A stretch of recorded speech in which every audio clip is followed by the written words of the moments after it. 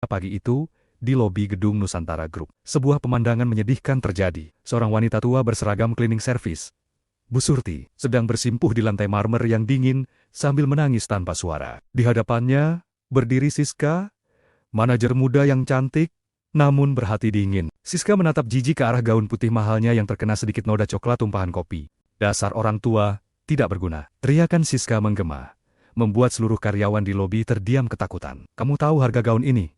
Gaun ini saya beli di Paris, seharga 50 juta rupiah. Gaji kamu menyapu lantai seumur hidup pun tidak akan cukup untuk menggantinya. Bu Surti dengan tangan gemetar, mencoba membersihkan ujung gaun Siska, menggunakan kain lap yang ia bawa. Namun, tindakan itu justru membuat Siska semakin murka. Plak! Siska menepis tangan keriput Bu Surti dengan kasar, hingga tubuh ringkih wanita tua itu terguling ke belakang. Jangan sentuh saya dengan tangan kotormu, bentak Siska. Sudah bisu, miskin, ceroboh lagi. Kenapa perusahaan ini masih mempekerjakan sampah seperti kamu? Hati Bu Surti hancur. Ia ingin meminta maaf. Ia ingin berteriak bahwa ia tidak sengaja, karena tadi Siska yang berjalan sambil main HP dan menabraknya. Tapi apa daya? Bu Surti bisu. Mulutnya terkunci.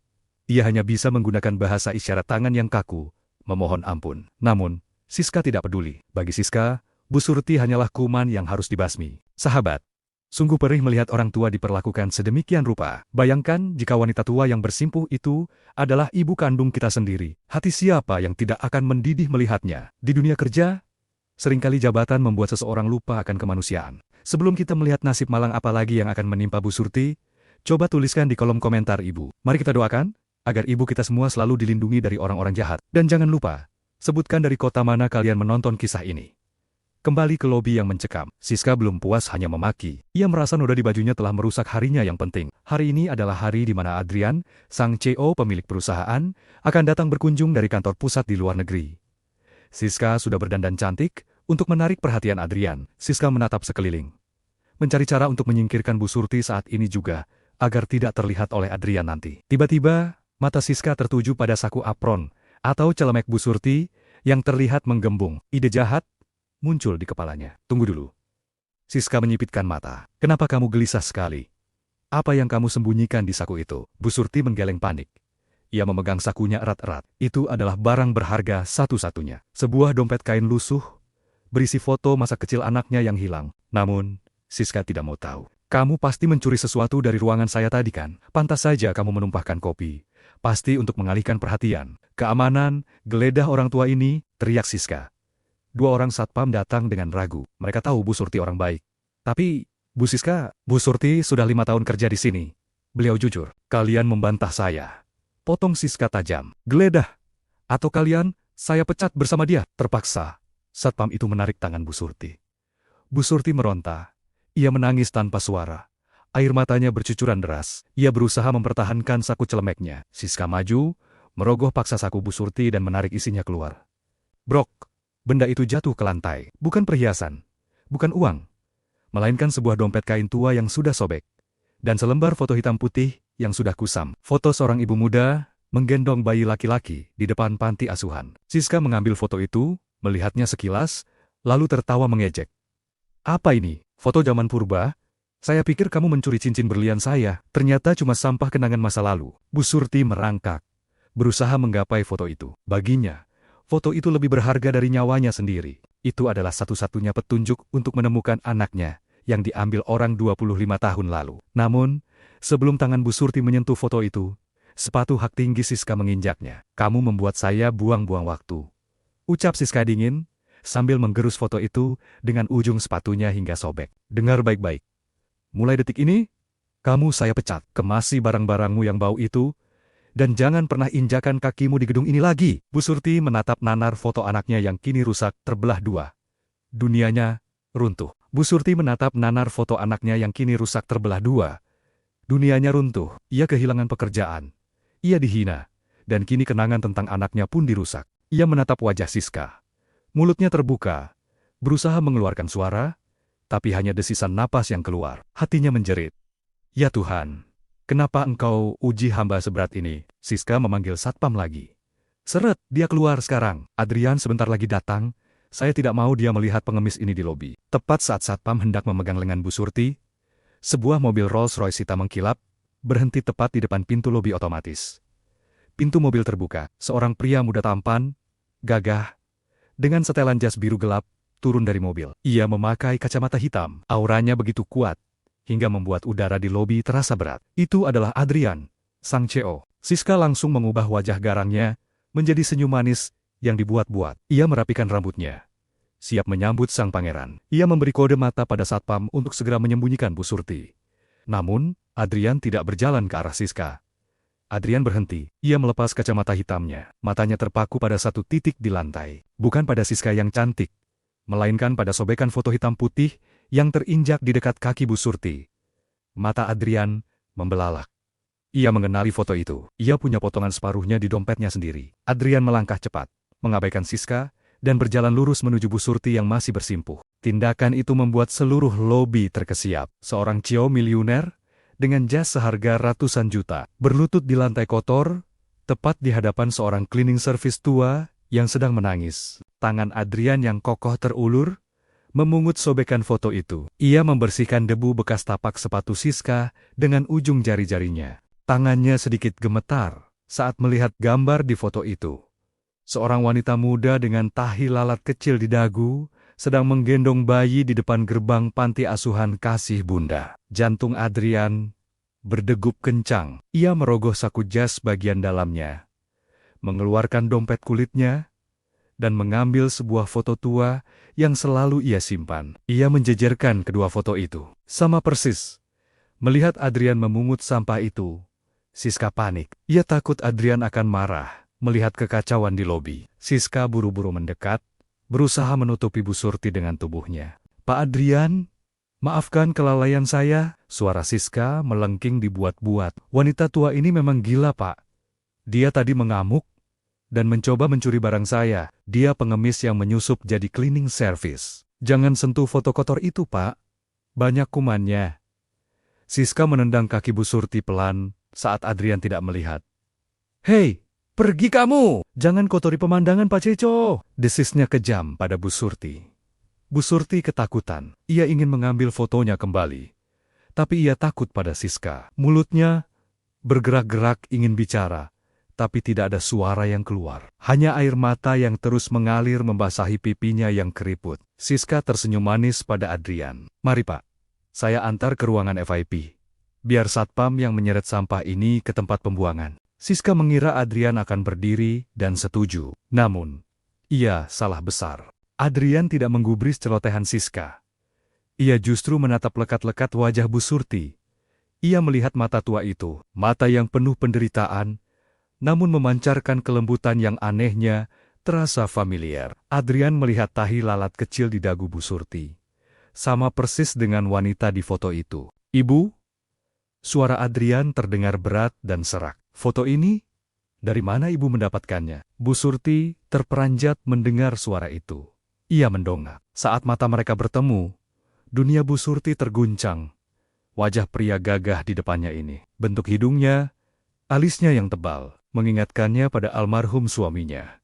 Dan tatapan mata itu adalah tatapan bayi kecilnya, Ryan, yang hilang diambil orang 25 tahun lalu, karena ia tidak sanggup membayar biaya rumah sakit. Tangan Bu Surti yang kasar dan gemetar perlahan terangkat. Ia ingin menyentuh wajah Adrian. Ia ingin memastikan ini bukan mimpi. Dengan bahasa isyarat yang kaku, Bu Surti menunjuk dadanya, lalu menunjuk foto bayi itu, lalu menunjuk Adrian. "Itu, anakku." Adrian, meski tidak mengerti bahasa isyarat sepenuhnya, merasakan getaran batin yang kuat. Ia tidak menepis tangan kotor Bu Surti. Ia membiarkan jemari kasar itu menyentuh pipinya yang halus. Namun, momen mengharukan itu dihancurkan seketika oleh Siska. Melihat tangan kotor Bu Surti menyentuh wajah Adrian, Siska berteriak histeris. Ia pikir Bu Surti sedang menyerang atau mengguna-guna bosnya. "Kurang ajar," jerit Siska. Siska menarik paksa Bu Surti hingga wanita tua itu terjengkang ke belakang. Kepala Bu Surti membentur lantai dengan bunyi dug yang cukup keras. "Berani-beraninya kamu menyentuh Pak Adrian dengan tangan najis itu." Siska kalap. Ia lupa menjaga citranya. "Satpam, Apa yang kalian tunggu? Seret dia. Pukul kalau perlu. Dia sudah melakukan penyerangan fisik pada CEO. Satpam yang takut pada Siska langsung maju kasar. Mereka mencengkeram lengan ringkih Bu Surti dan mulai menyeretnya seperti karung beras. Bu Surti tidak bisa berteriak. Ia hanya bisa menggapai-gapai ke arah Adrian, matanya memohon pertolongan. Rasa sakit di kepalanya tidak sebanding dengan rasa sakit akan dipisahkan lagi dari anaknya yang baru saja ia temukan. Adrian yang tadi masih syok, kini tersadar sepenuhnya melihat kekerasan di depan matanya. Darahnya mendidih. Ia melihat ibu tua itu diseret kasar, sementara Siska berdiri berkacak pinggang dengan wajah puas. Adrian berdiri tegak. Rahangnya mengeras, tangannya mengepal, hingga buku-bukunya memutih. Adrian yang tadi masih syok, kini tersadar sepenuhnya melihat kekerasan di depan matanya. Darahnya mendidih. Ia melihat ibu tua itu diseret kasar. Sementara Siska berdiri berkacak pinggang dengan wajah puas, Adrian berdiri tegak. Rahangnya mengeras, tangannya mengepal hingga buku-bukunya memutih. "Lepaskan dia!" teriakan Adrian menggelegar. Lebih keras dari suara apapun di gedung itu. Kaca-kaca lobi seakan bergetar. Satpam langsung berhenti. Siska terlonjak kaget. Adrian melangkah mendekati Siska. Tatapannya bukan lagi tatapan seorang pebisnis, melainkan tatapan seekor singa yang melihat anaknya diganggu. "Siska," suara Adrian rendah tapi mematikan. "Apa yang baru saja kamu lakukan pada wanita itu?" Siska gugup. Keringat dingin mulai menetes. Saya melindungi Bapak. Dia orang gila." "Orang gila!" potong Adrian cepat. Ia mengangkat foto sobek itu tinggi-tinggi di depan wajah Siska. "Kalau dia orang gila, kenapa dia memiliki separuh nyawa saya di sakunya?" Wajah Siska pucat pasi. Suasana di lobi menegang. Pertanyaan Adrian menggantung di udara seperti pedang yang siap menebas leher. "Siska, kenapa dia memiliki separuh nyawa saya di sakunya?" Wajah Siska pucat pasi. Otaknya berputar cepat mencari alasan. Ia adalah wanita licik yang pandai bersilat lidah. Ia tidak boleh kalah di sini. "Pak Adrian." Siska tertawa canggung, mencoba terdengar masuk akal. "Bapak, jangan mudah tertipu. Pengemis zaman sekarang sangat canggih. Wanita bisu ini pasti sudah mengintai Bapak sejak lama." Siska menunjuk wajah Bu Surti yang masih menangis kesakitan di lantai. Dia pasti mencuri foto itu dari arsip majalah lama atau mengeditnya. "Dia itu sindikat, Pak. Modusnya pura-pura jadi ibu yang kehilangan anak, supaya Bapak kasihan dan memberi uang. Lihat saja tampangnya. Menjijikan." Adrian menatap Siska dengan dingin. Foto ini adalah foto pribadi yang hanya ada satu di dunia. Belum pernah dipublikasikan di media manapun. Bagaimana dia bisa mencurinya dari majalah? Siska terdiam, skakmat. Keringat dingin mengucur di pelipisnya. Adrian tidak mempedulikan Siska lagi. Ia kembali berjongkok di hadapan Bu Surti. Hatinya perih melihat darah segar mengalir dari pelipis wanita tua itu akibat benturan tadi. "Ibu," Adrian berkata lembut, nadanya bergetar. "Maafkan karyawan saya. Apakah ibu terluka parah?" Bu Surti menggeleng lemah. Rasa sakit di kepalanya tidak sebanding dengan rasa bahagia bisa menatap wajah anaknya dari jarak sedekat ini. Tangan keriputnya kembali terulur, ingin menyeka keringat di dahi Adrian. Namun, ia tarik kembali karena sadar tangannya kotor. Apa yang terjadi selanjutnya membuat seluruh karyawan di lobi menahan napas. Pemandangan yang belum pernah terjadi dalam sejarah perusahaan Nusantara Group. Tanpa ragu sedikit pun, Adrian menyelipkan tangannya ke bawah tubuh Bu Surti dan mengangkat wanita tua itu dalam gendongannya. "Pak Adrian," pekik Siska histeris. "Apa yang Bapak lakukan? Baju Bapak kotor. Biar satpam saja yang bawa dia ke klinik." Adrian menoleh tajam ke arah Siska. Tatapannya menusuk. "Diam kamu, Siska. Kalau sampai terjadi apa-apa pada wanita ini, kamu orang pertama yang akan saya tuntut." Adrian berjalan gagah melintasi lobi sambil menggendong Bu Surti. Para karyawan yang tadi memandang jijik kini menunduk malu. Mereka melihat kemuliaan hati seorang pemimpin yang tidak memandang derajat. Di dalam gendongan itu, Bu Surti menyandarkan kepalanya di dada bidang Adrian. Ia mendengar detak jantung anaknya. Detak yang sama yang dulu ia rasakan saat menyusui Adrian 30 tahun lalu. Air mata bahagia Bu Surti menetes, membasahi pakaian Adrian. Adrian membawa Bu Surti masuk ke ruang kerjanya yang luas di lantai teratas. Ia membaringkan Bu Surti di sofa kulit yang empuk. Ia segera memanggil dokter pribadi perusahaan. Sambil menunggu dokter, Adrian duduk di tepi sofa. Ia menggenggam tangan kasar Bu Surti. Ada dorongan kuat dalam dirinya untuk mengetahui kebenaran. "Ibu," tanya Adrian pelan, "siapa nama ibu? Dan kenapa ibu punya foto saya waktu bayi?" Bu Surti membuka mulutnya, tapi tidak ada suara. Ia lupa bahwa ia bisu. Ia menunjuk tenggorokannya, lalu menggeleng sedih. "Ibu tidak bisa bicara?" tanya Adrian prihatin. Bu Surti mengangguk. Ia lalu melihat pulpen dan kertas di meja Adrian. Dengan tangan gemetar, ia mengambil pulpen itu. Ia ingin menuliskan kebenaran. "Saya ibu kandungmu, Rian." Namun, tangan Bu Surti terlalu gemetar akibat syok dan benturan di kepalanya. Tulisannya cakar ayam, sulit dibaca. Tepat saat itu, Siska menerobos masuk ke ruangan bersama petugas keamanan. "Pak, maaf lancang, tapi saya harus melindungi Bapak." Siska berpura-pura panik. "Saya baru dapat info dari HRD. Katanya, wanita ini punya riwayat gangguan jiwa. Dia sering halusinasi mengaku-ngaku punya anak pejabat. Jangan percaya tulisannya, Pak." Bu Surti menggeleng kuat-kuat. Ia menatap Adrian, memohon agar dipercaya. Siska benar-benar ular berbisa yang tidak memberinya celah. Adrian bimbang. Di satu sisi, logikanya meragukan. Mungkinkah ibunya seorang cleaning service bisu? Namun, hatinya berkata lain. Melihat keraguan di mata Adrian, Bu Surti teringat sesuatu. Sesuatu yang tidak bisa dipalsukan. Sesuatu yang tidak bisa dibohongi oleh Siska. Dulu, saat Adrian masih bayi berumur 6 bulan, Adrian pernah terkena percikan minyak panas saat Bu Surti memasak, meninggalkan bekas luka bakar kecil berbentuk bulan sabit di lengan kiri atasnya. Bu Surti tiba-tiba menarik lengan kemeja kiri Adrian. "Hei, lepaskan!" bentak Siska hendak maju. "Jangan kurang ajar!" Adrian mengangkat tangan, menahan Siska. "Tunggu, biarkan dia." Bu Surti dengan panik menggulung lengan kemeja Adrian ke atas. Adrian bingung, tapi membiarkannya. Saat lengan kemeja itu tergulung sampai ke bahu, terlihatlah bekas luka samar berbentuk bulan sabit di kulit putih Adrian. Mata Bu Surti berbinar. Ia menunjuk bekas luka itu, lalu menunjuk dirinya sendiri sambil menangis dan mengangguk. Ia memperagakan gerakan memasak dan terkena minyak. Jantung Adrian seakan berhenti berdetak. "Bah, bagaimana ibu tahu saya punya luka ini?" bisik Adrian syok. "Luka ini tertutup baju sejak saya kecil. Tidak ada yang tahu kecuali..."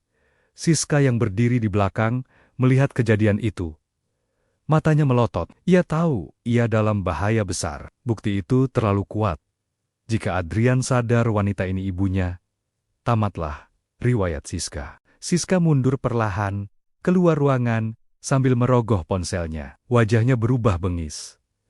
"Aku harus bertindak sebelum tes DNA dilakukan," bisik Siska licik. Siska menelepon seseorang. "Halo, siapkan mobil di pintu belakang. Kita harus membuang sampah malam ini juga. Pastikan tidak ada saksi." Adrian masih terpaku menatap Bu Surti dan luka di lengannya. Kebenaran sudah di depan mata, namun bahaya besar sedang mengintai nyawa ibu kandungnya. "Luka ini?" Adrian bergumam. Matanya berkaca-kaca. "Hanya ibu kandung saya yang tahu persis letak dan penyebab luka ini." Bu Surti mengangguk lemah. Air matanya terus mengalir. Ia ingin memeluk Adrian, tapi ia takut Siska akan kembali dan menyakitinya lagi. Adrian menarik napas panjang. Ia membuat keputusan. "Bu, saya harus memastikan semuanya secara ilmiah. Saya akan memanggil dokter pribadi saya sekarang juga untuk mengambil sampel DNA kita berdua. Jika hasilnya cocok, detik itu juga ibu tidak perlu lagi memegang sapu pel. Ibu akan tinggal bersama saya." Adrian berdiri, merapikan jasnya. "Ibu tunggu di sini sebentar. Jangan kemana-mana. Saya akan ke ruangan sebelah untuk menelpon dokter agar Siska tidak mendengar." Adrian melangkah keluar ruangan, meninggalkan Bu Surti sendirian. Itu adalah kesalahan terbesar Adrian. Ia meninggalkan domba yang terluka sendirian, sementara serigala sedang mengintai di balik pintu. Baru saja pintu tertutup, dan langkah kaki Adrian menjauh. Pintu ruangan itu kembali terbuka perlahan. Bukan dokter yang datang, melainkan Siska. Wajah cantik Siska kini berubah menyeramkan. Senyum manisnya lenyap, digantikan tatapan dingin yang mematikan. Ia masuk, dan langsung mengunci pintu dari dalam.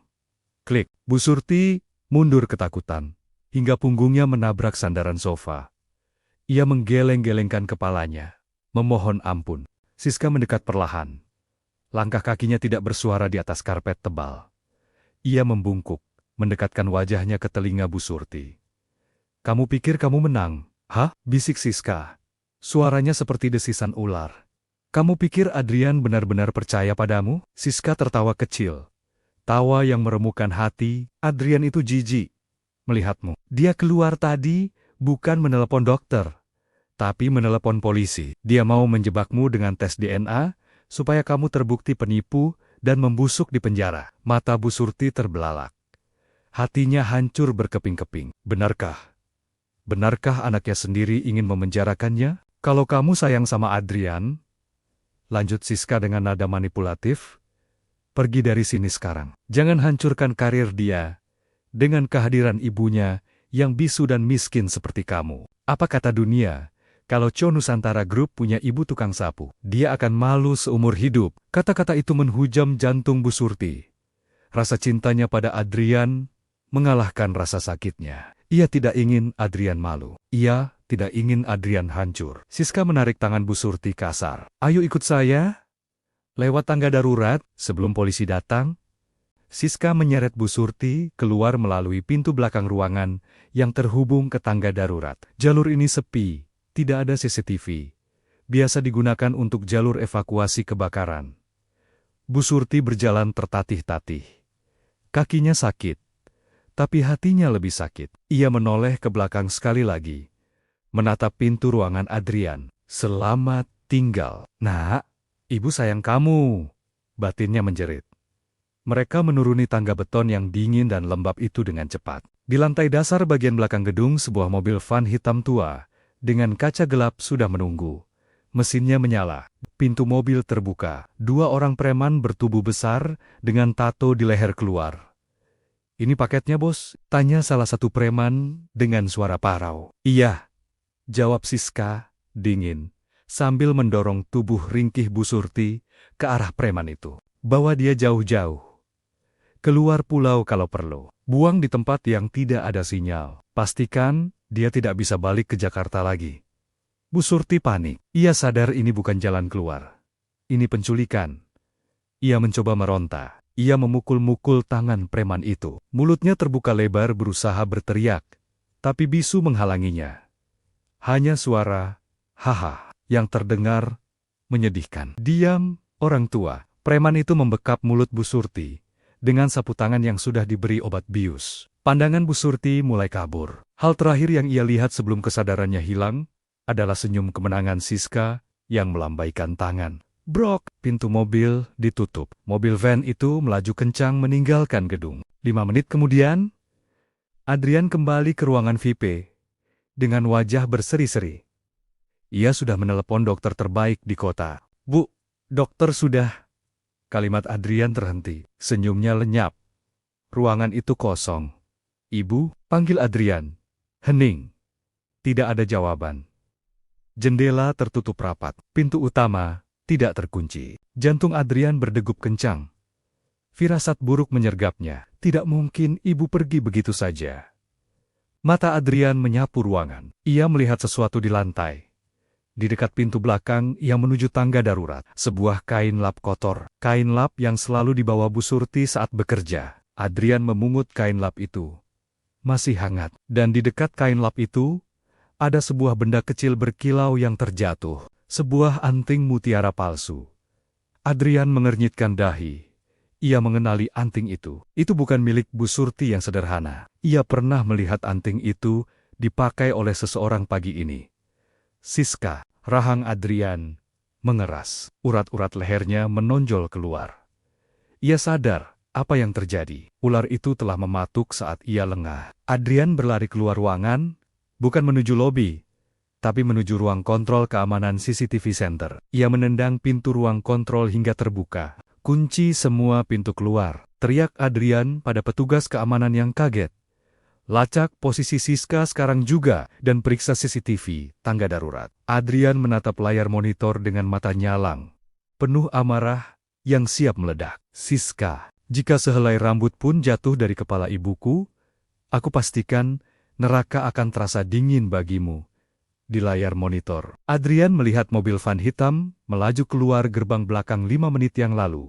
Siska berjalan tergesa-gesa menuju pintu keluar lobi. Ia ingin segera pergi dari gedung itu, berpura-pura sakit perut agar bisa pulang cepat dan menghilangkan jejak. Di wajahnya tersungging senyum tipis. Beres.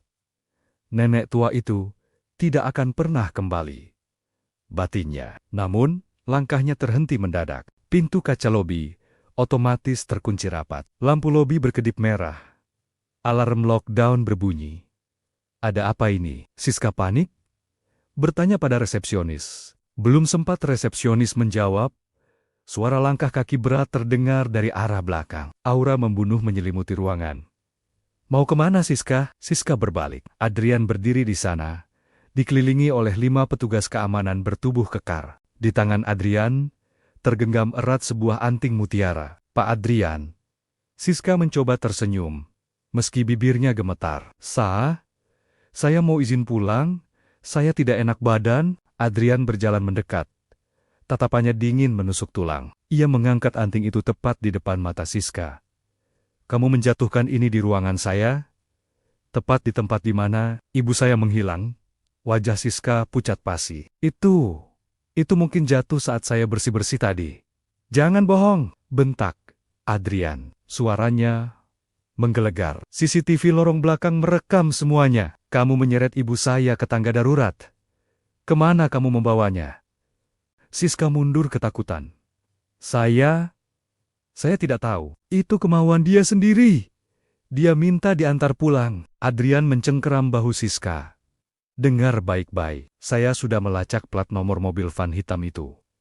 Kamu pikir kamu bisa bermain-main dengan saya? Adrian menoleh ke kepala keamanan. Tahan wanita ini di sini. Jangan biarkan dia menelepon siapapun. Serahkan ke polisi. Begitu mereka tiba, Siska menjerit histeris saat diseret satpam. Pak Adrian, saya calon istri Bapak. Bapak tega.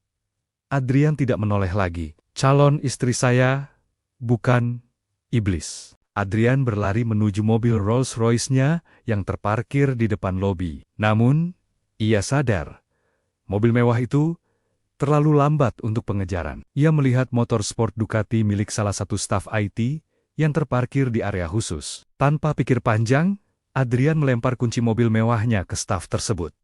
Pinjam motormu, pakai mobil saya.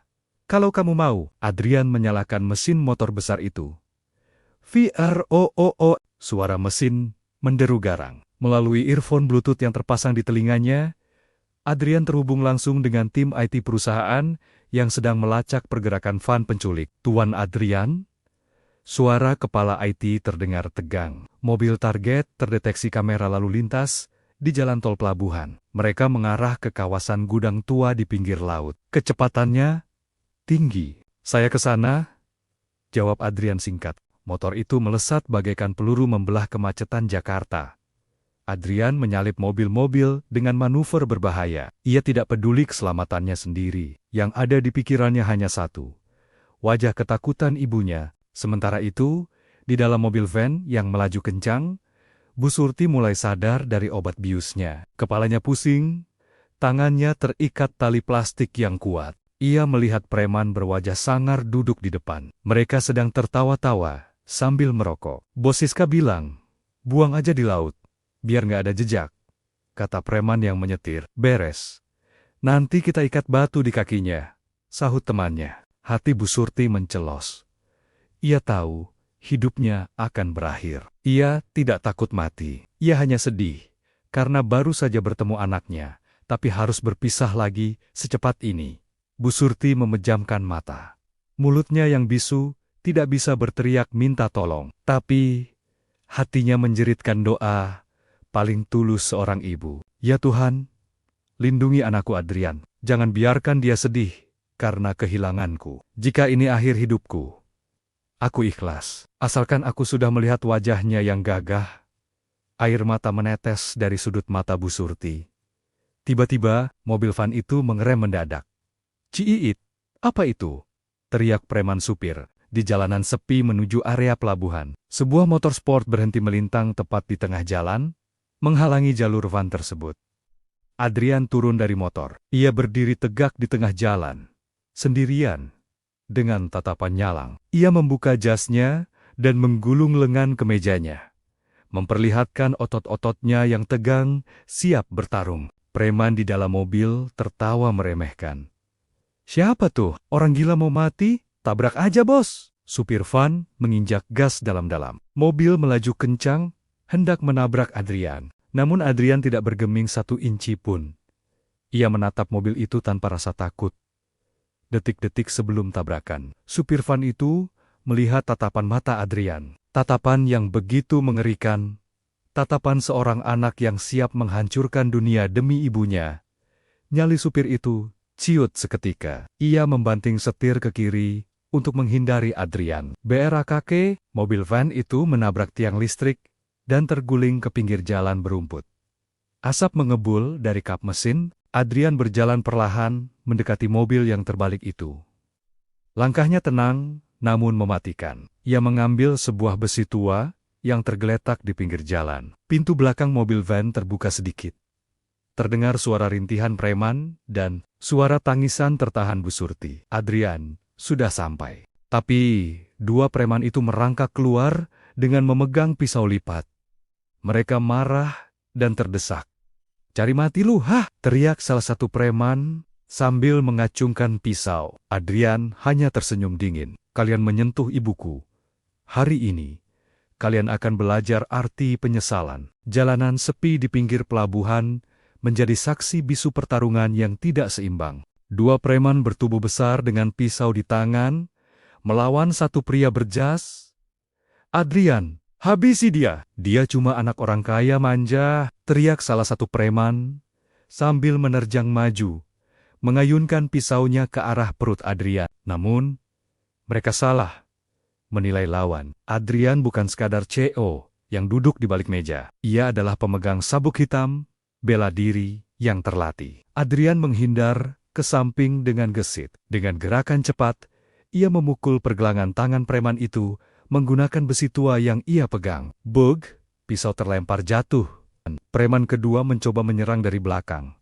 Namun, naluri Adrian tajam. Ia berputar, menendang dada preman itu hingga terpental, menabrak bodi mobil van yang penyok. "Kalian salah memilih lawan," desis Adrian. Napasnya memburu, matanya menyala. "Kalian menyakiti wanita yang melahirkanku. Tidak ada ampun." Preman-preman itu mengerang kesakitan. Melihat kemarahan di mata Adrian yang seperti iblis, nyali mereka ciut. Mereka bangkit tertatih-tatih dan lari tunggang langgang meninggalkan lokasi. Adrian tidak mengejar. Prioritasnya bukan mereka. Adrian membuang besinya dan berlari ke arah mobil van yang terbalik. Bau bensin semakin menyengat. Asap putih mulai berubah menjadi hitam pekat. Ada percikan api kecil di bagian mesin. Mobil itu bisa meledak kapan saja. "Ibu! Ibu!" teriak Adrian panik. Ia mengintip ke dalam. Bu Surti tergeletak di lantai mobil dalam posisi miring. Wajahnya lebam. Matanya terpejam setengah sadar. Kakinya terjepit di bawah jok kursi. Adrian masuk merangkak ke dalam mobil yang sempit itu. Panas, sesak. "Ibu, bertahanlah, Rian di sini," bisik Adrian. Ia berusaha mengangkat jok yang menjepit kaki ibunya. Berat sekali. Urat-urat leher Adrian menonjol. Ia kerahkan seluruh tenaganya. Tidak peduli tangannya lecet terkena besi tajam. Adrian berteriak. Mengangkat besi itu. "Terlepas!" Adrian segera menarik tubuh ringkih. Bu Surti keluar dari mobil. Ia menggendong ibunya, berlari menjauh secepat mungkin.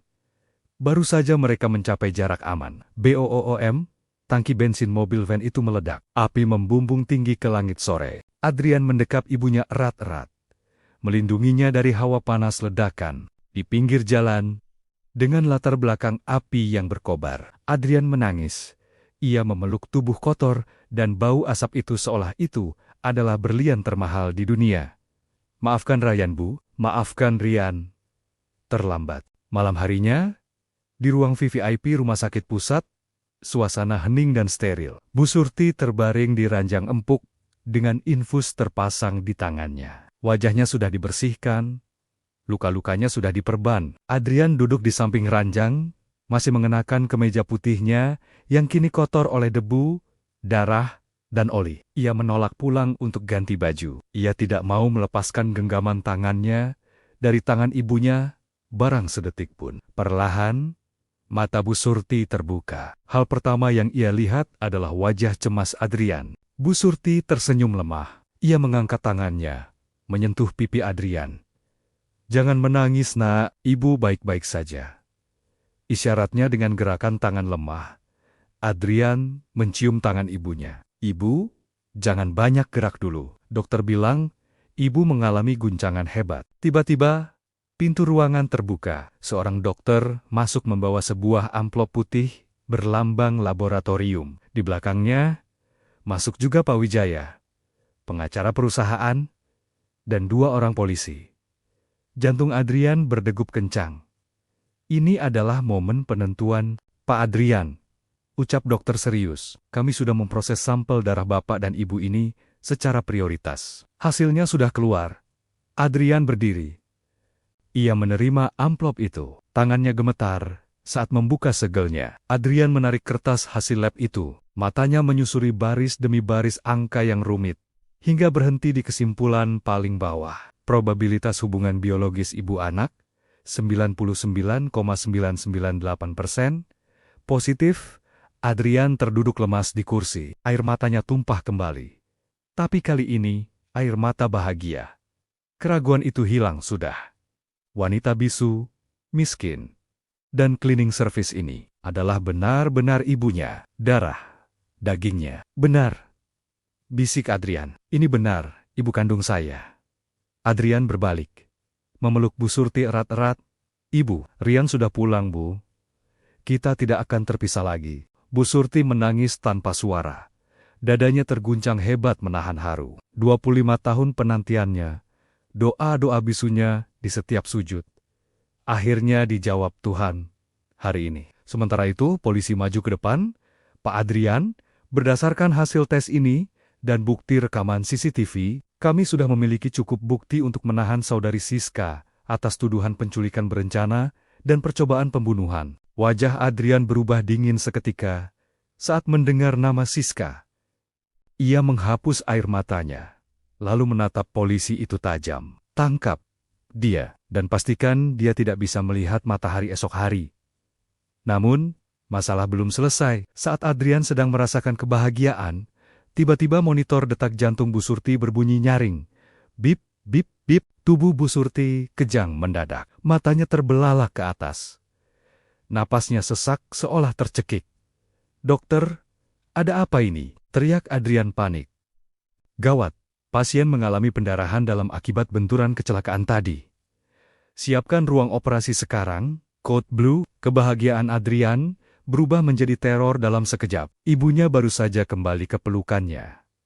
Apakah maut akan merenggutnya lagi malam ini? Lampu merah di depan ruang operasi menyala terang. Di lorong rumah sakit yang dingin, Adrian mondar-mandir seperti orang gila. Kemejanya yang penuh noda darah ibunya belum diganti. Di dalam sana, dokter sedang berjuang menjahit organ dalam Bu Surti yang pecah akibat ledakan mobil van. Tiba-tiba, seorang perawat keluar dengan wajah pucat. "Keluarga Bu Surti, pasien mengalami pendarahan hebat. Stok darah golongan AB, negatif di rumah sakit habis. Kami butuh donor sekarang juga, atau pasien tidak akan selamat." Adrian langsung menyambar lengan perawat itu. "Ambil darah saya. Golongan darah saya sama dengan ibu saya. Ambil sebanyak yang kalian butuhkan." Tanpa prosedur berbelit, Adrian ditarik masuk ke ruang persiapan. Jarum besar ditusukkan ke lengan kekarnya. Adrian melihat kantong darah itu mulai terisi warna merah pekat. Darahnya. Darah yang dulu diberikan ibunya saat ia lahir. Kini, ia kembalikan untuk menyambung nyawa ibunya. Adrian mulai merasa pusing karena darah diambil cukup banyak dalam waktu singkat.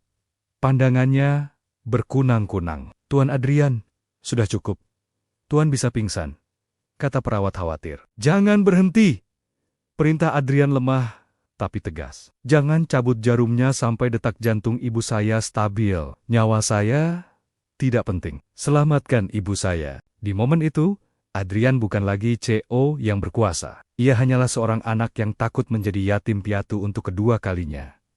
Sementara itu, di Bandara Internasional Soekarno-Hatta, Siska berjalan tergesa-gesa sambil menutupi wajahnya dengan kacamata hitam lebar dan topi. Ia menyeret koper besar. Setelah dipecat dan diancam Adrian, Siska tahu hidupnya di Jakarta sudah tamat. Ia menguras tabungannya dan membeli tiket penerbangan pertama ke Singapura. Ayo cepat, cepat!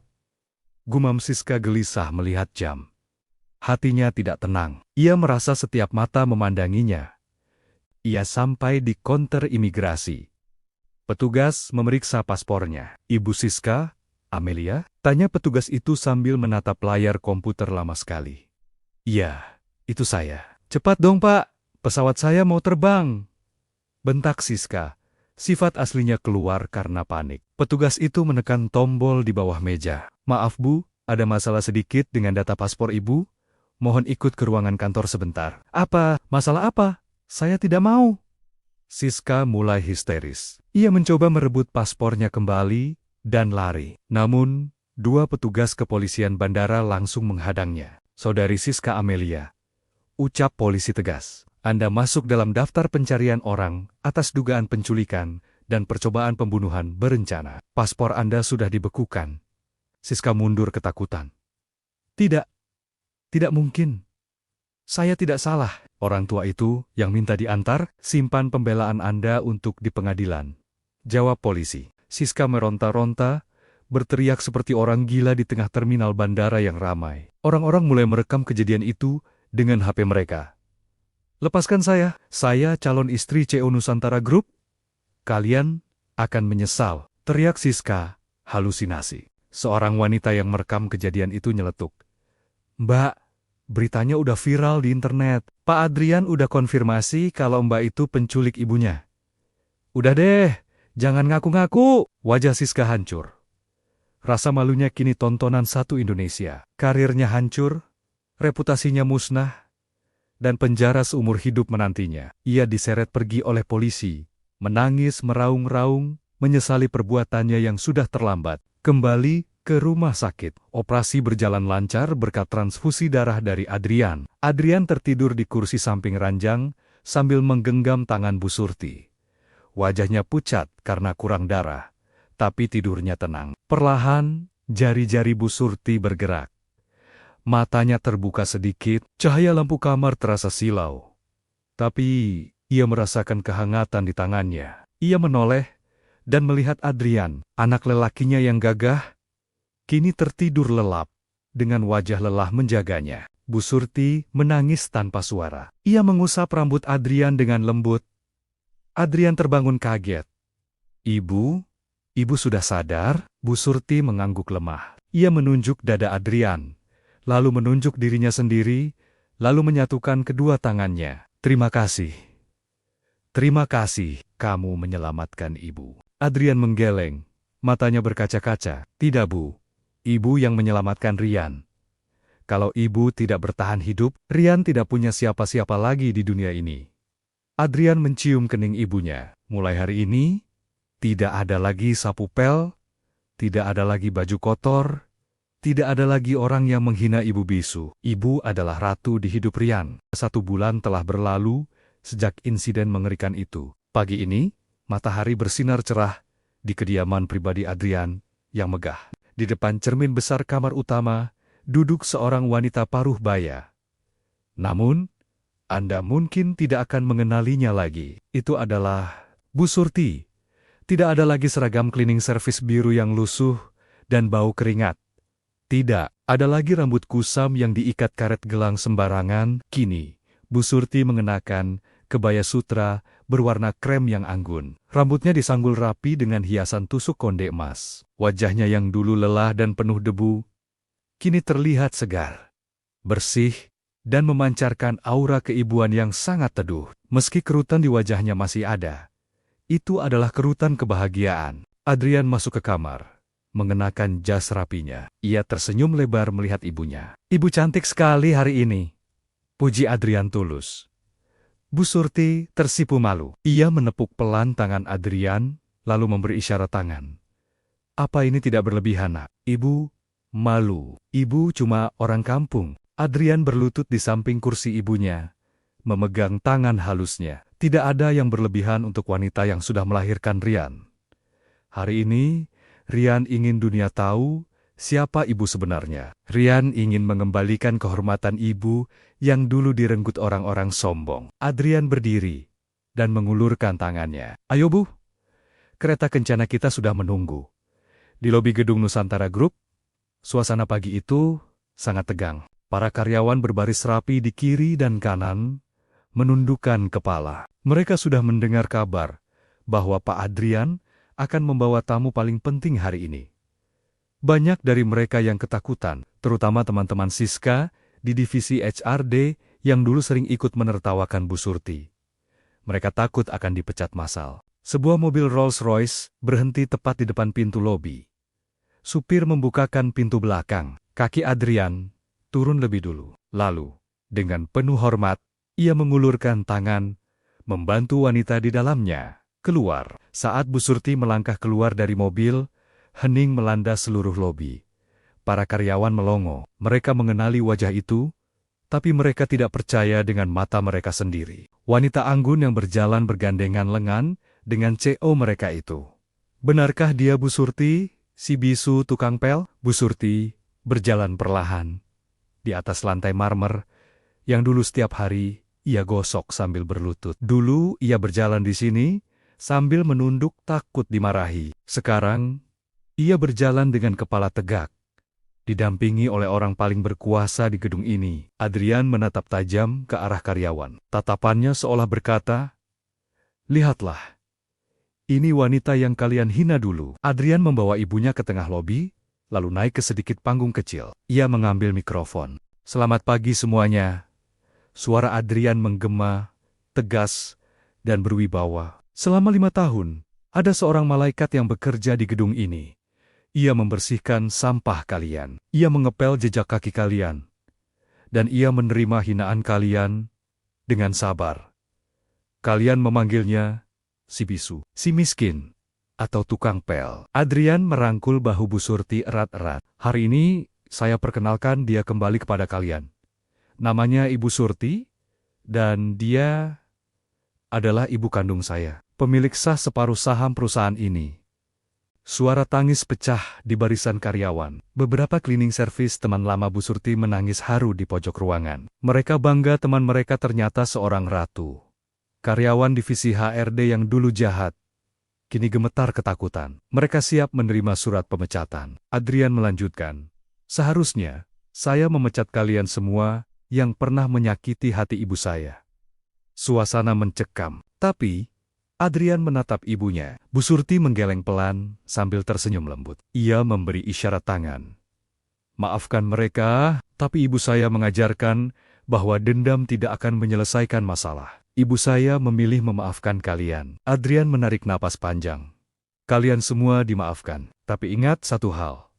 Jabatan hanyalah titipan. Jangan pernah lagi kalian menilai orang dari pakaiannya. Karena bisa jadi, orang yang kalian hina hari ini adalah orang yang akan menyelamatkan kalian esok hari."